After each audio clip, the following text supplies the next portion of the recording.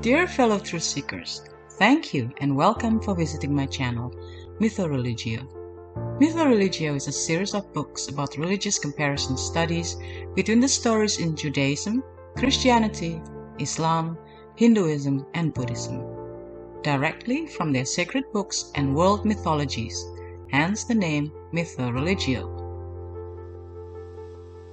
The purpose is to retrace the prehistory of humanity, since I am not fully satisfied with either the explanations from the point of view of creationists nor evolutionists. There are so many missing links in both explanations. If you feel the same, then you are on the right channel. In this book series, I will also analyze about the prehistory of humanity from the archaeological records, modern scientific point of view, and other alternative theories, such as the ancient alien theories and Atlantis or Lemuria legends. After thorough research of circa 30 years, I recognize many similarities between all religious stories and even mythologies, and surprisingly, some of them are in accordance or even beyond modern science that have been proven as correct. Thus, I came to the conclusion that all religions must have come from the same source. And all these religious stories and mythologies, although heavily jumbled up, are actually telling one mega story, the true prehistory of our common ancestors.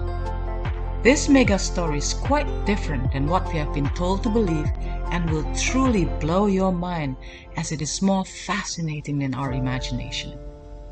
If you have watched the earlier videos in this channel, I believe you can see some of the similarities too. If you haven't and you truly want to do a religious comparative study, I suggest that you do so. The best way to do a comprehensive religious study via this channel is by watching the videos starting from number 1 and continue until this present video and so on. That way you will see a clear pattern. For deeper analysis that I cannot share in this platform due to its sensitive nature that leads to the above conclusion, kindly read the books that are available in ebook format that can be found in my website www.mythoreligio.com or the physical books at Amazon in color or black and white version.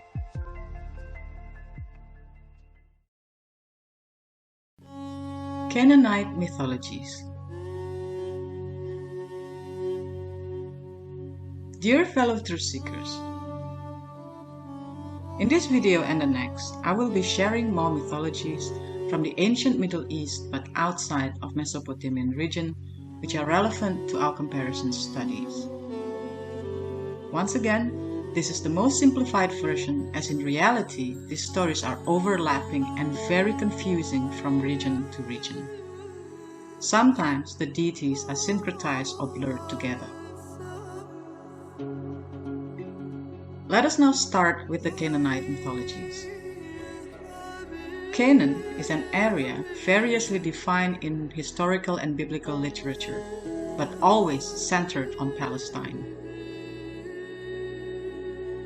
Palestine is a geographic region in the Middle East that is usually considered to include Israel, the West Bank, the Gaza Strip, and parts of Western Jordan. The region comprises most of the territory claimed for the biblical regions known as the Land of Israel, the Holy Land, or the Promised Land. It is located at the junction of Egypt, Syria, and Arabia, and considered as the birthplace of Judaism and Christianity, and an important religious place in Islam.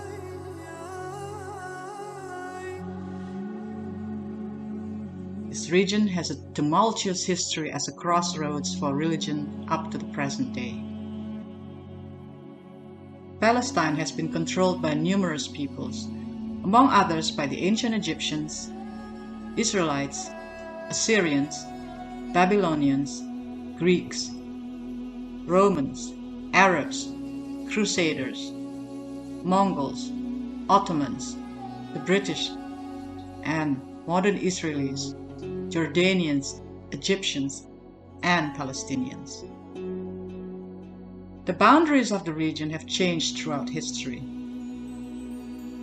Today, The politically defined region comprises the states of Israel and Palestine, i.e., the Palestinian territories.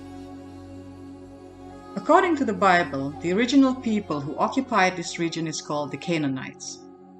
The Bible also gives further information about the 7 nations or tribes of Canaan, i.e., the Canaanites, the Amorites, the Girgashites, the Hittites, the Hivites, the Jebusites, and the Perizzites. These people are believed to be the descendants of Ham, one of the 3 sons of Noah. Biblical scholars believe that the 3 major races in the world appear due to these 3 sons of Noah who had 3 different skin complexions, and Ham was the father of the black African. The other one was Japheth, who was the father of the white Eurasians, and Shem was the father of the Semitic people. Black Ham and his descendants were the nemesis of the Semitic Shem and his descendants. In fact, this conflict is one of the major conflicts that is told throughout the Old Testament. I've shared almost all of the aforementioned biblical stories in my earlier videos, starting from video number 1 until 14. Please watch them if you really want to learn about this. The names Canaan and Canaanite occur in cuneiform, Egyptian, and Phoenician writings from about the 15th century BCE, as well as in the Old Testament. The Israelites occupied and conquered Palestine or Canaan beginning in the late 2nd millennium BCE or perhaps earlier, and the Bible justifies such occupation by identifying Canaan with the Promised Land, the land promised to the Israelites by God. So, 2 of the most important literary sources for the history of Canaan are the Old Testament and the Ras Shamra or Ugaritic text. Ras Shamra is a large artificial mound where the ancient Canaanite city of Ugarit is located in the modern-day Syria. In this location, in a temple library belonging to a diplomat named Rapani, several deposits of cuneiform tablets were excavated. The tablets are dated at around 1200 BCE. These tablets were written in several languages, among others Sumerian, Akkadian, Egyptian, and Northwest Semitic languages. Some of these tablets contain religious texts. These tablets are called the Ugaritic or Ras Shamra texts. Canaanite main gods and goddesses. El. Canaan's religion was a fertility cult. The chief of the Canaanite gods was El. He was the supreme god and described as the kind and compassionate and the creator of creatures. The word El is derived from Proto-Semitic Il, meaning God, cognate to Akkadian Ilu, Hebrew El or Elohim, and Arabic Ilah.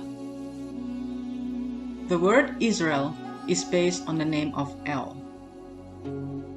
Now, although described as a creator, no biblical type creation story in Canaanite mythology has been found. El's dwelling place is at the edge of the world, at the source of the 2 waters, a place where the waters of the heavens and the earth meet. El is often associated with the epithet bull and also has been associated by several scholars with the Sumerian god An and the Greek god Kronos. Asherah. The consort of El is called Elat, meaning goddess, sometimes also called as Asherah or Athirat. Asherah was a fertility goddess and also lady of the sea. She is portrayed as a nude female, sometimes pregnant. Asherah has been associated with the Mesopotamian goddess Namu and Inanna or Ishtar. Baal. Baal is the most powerful son of El and Asherah, but they also have many other children gods and goddesses. The name Baal means Lord. There appears to have been only one Baal, who was manifested in lesser Baals at different places and times. such as Baal Hadad, Baal Berith, Baal Hamon, Baal Shaman, etc. Over the years, Baal became the dominant deity and the worship of El faded. Baal is portrayed as a man with a helmet with horns of a bull. His right hand, sometimes both hands, is raised and he holds a lightning bolt, signifying both destruction and fertility. Baal has also been portrayed seated on a throne, possibly as the king or lord of the gods. He won his dominance by defeating the other deities, including the god of the sea, the god of storms, also rain, thunder, and lightning, and the god of death. Baal's victory over death was thought to be repeated each year when he returned from the land of the death or underworld, bringing rain to renew the earth's fertility. Some scholars associate the Canaanite Baal with the Sumerian Enlil, the Babylonian Marduk, and the Greek god Zeus. Some others associate him with the Sumerian Dumuzi or the Akkadian Tammuz. Please watch the other videos in the World Mythologies playlist of this channel if you want to know more about this. Baal and Yam. The story of Baal's victory goes like this. Yam, the sea god, demanded that Baal be made his slave. He sent messengers to Baal asking him to surrender, but Baal attacked the messengers and drove them away. Baal also fought Lotan, the seven-headed flying sea dragon, a servant of Yam. Baal then fought Yam and using two magic weapons created by the god of magic or craftsman Kotar, defeated him and seized control of the waters. In the story, Yam represents the destructive nature of water, rivers and seas flooding the land and ruining crops and killing animals, while Baal represents water's positive powers, rain and dew providing the moisture needed to make crops grow. The part of this story where Baal defeated Lotan is a reminiscent of the sea monster Leviathan, whose defeat at the hands of the Israelite god Yahweh is alluded to in the biblical book of Job and Isaiah. Author W.G. Lambert in his book Leviathan in an Ancient Art went as far as to claim that Isaiah chapter 27 verse 1 is a direct quote lifted from the Ugaritic text.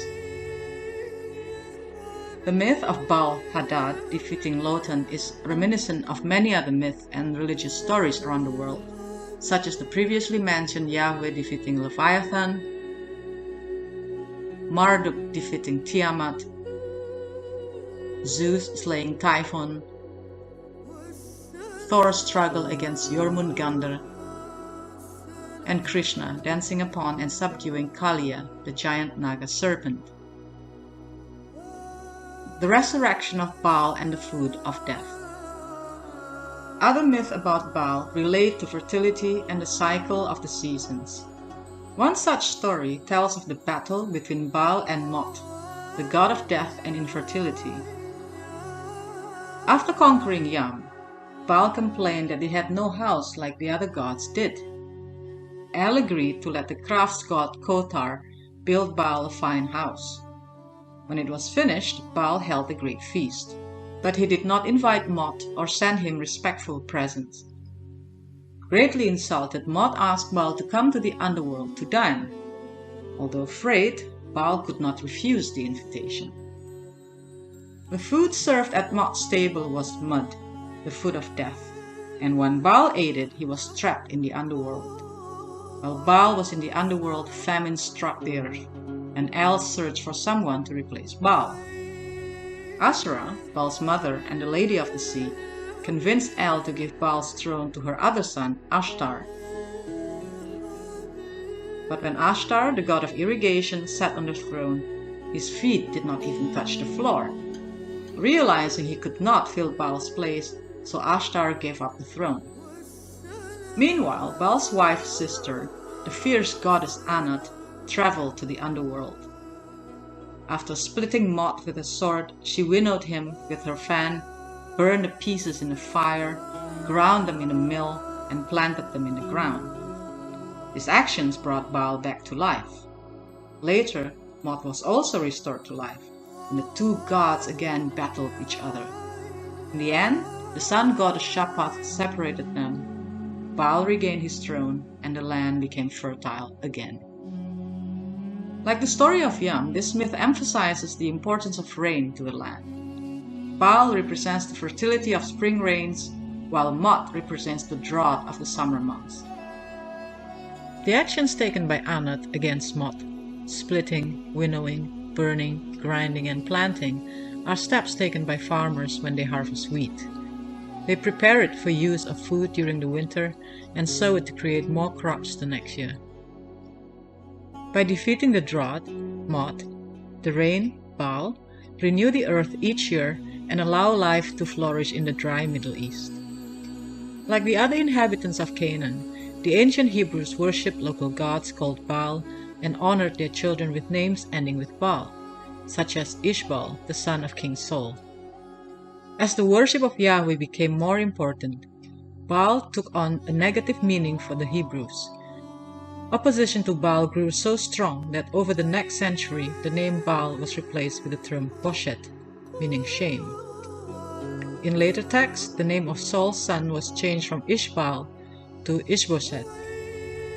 In the 1800s BCE, a queen of Israel named Jezebel introduced a cult of Baal. She set up the cult as a rival to the official worship of Yahweh.